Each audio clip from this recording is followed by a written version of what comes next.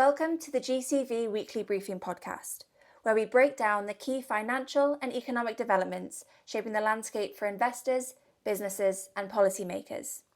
I'm Millie, and this week we'll be diving into four major stories.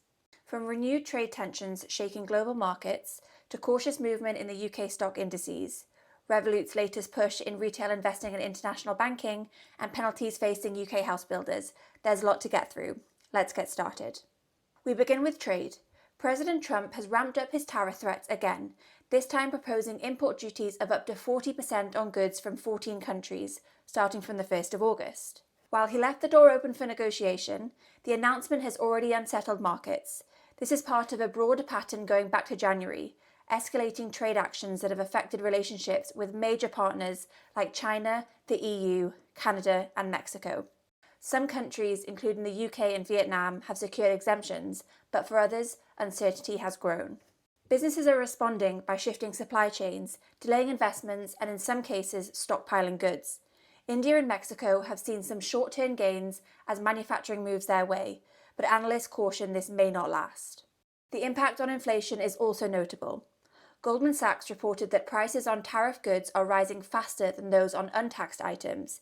In fact, import taxes in the US are now at levels not seen since the 1930s. Global growth expectations have been trimmed. The OECD now projects just 2.9% annual growth for 2025 and 2026, citing geopolitical risk and weakening demand. Central banks are warning that this sort of prolonged disruption in trade is likely to drag on economic activity worldwide. So while there's some cautious hope that negotiations may soften the blow, the broader picture is clouded. Trade uncertainty continues to weigh heavily on investors and businesses. The FTSE 100 rose slightly this week, up by 0.1% to just over 8,800 points. The modest move reflects cautious optimism that the US tariff threats may not fully materialise. Meanwhile, the FTSE 250 stayed flat. Digging into sectors, precious metal miners outperformed. Companies like Glencore benefited from stable gold prices, but oil and gas struggled, with Shell down 3% after disappointing earnings. Real estate stocks also came under pressure.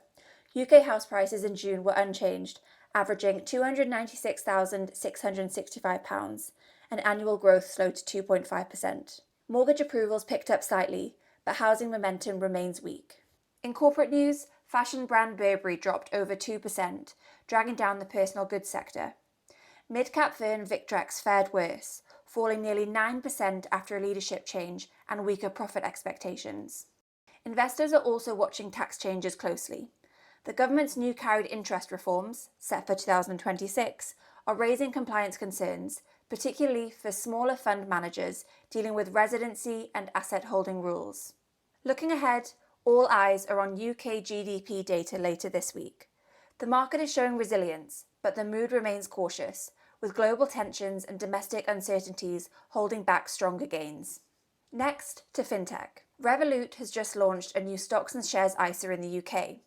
It lets users invest in shares and ETFs tax-free, starting from as little as £1. Available assets include UK, European, and US listed companies, as well as ETFs from major players like Vanguard and BlackRock.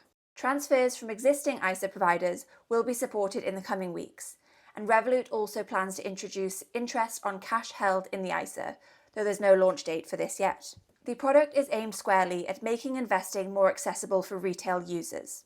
This launch follows another feature rollout, fractional bond investing for customers in the European Economic Area. Users can now invest in corporate and government bonds in various currencies, starting from €100. On top of these product changes, Revolut is expanding globally. The company has agreed to acquire Banco Cetilem in Argentina from BNP Paribas. The deal will give it a local banking license and access to roughly $6.4 million in assets. This marks Revolut's entry into the South American banking market, with regulatory approval in progress and a CEO already appointed to head up its Argentine operations. So, between product innovation and international expansion, Revolut continues to push its ambition to become a global financial platform. Finally, we turn to regulation in the housing sector. 7 of the UK's largest house builders have agreed to pay a combined £100 million to support affordable housing schemes. This follows a CMA investigation into the sharing of sensitive commercial information. The CMA didn't find a formal breach of competition law, but it did uncover exchanges of confidential data, like pricing, that raised concerns. As a result, the companies Barrett Redrow, Bellway, Berkeley Group, Bloor Homes, Persimmon, Taylor Wimpey, and Vistry have accepted legally binding commitments to tighten compliance. Going forward, they will be barred from exchanging certain types of commercially sensitive data. CMA Chief Executive Sarah Cardle highlighted the importance of competition in the housing sector, stating that it plays a vital role in keeping costs manageable for consumers and supporting greater choice in the market. The £100 million will be channeled into affordable housing initiatives. Before the plan is finalised, the CMA will run a public consultation on both the payments and the company's proposed commitments. It's a reminder that regulatory scrutiny remains high, especially in sectors tied closely to consumer costs and supply challenges. This week's developments paint a picture of economic uncertainty, where policy decisions and market responses are tightly linked. From the US tariffs shaking global trade to restrained movement in the UK markets, the signs point to investors treading carefully. Revolut's ISA launch and Argentine acquisition show that innovation hasn't slowed, but regulation is still catching up, as we've seen with the CMA's action on housebuilders. The message here is balance. Risk and opportunity continue to go hand in hand, especially in a climate where policy, inflation, and compliance are in flux. That's all for today's update. Thank you all for listening.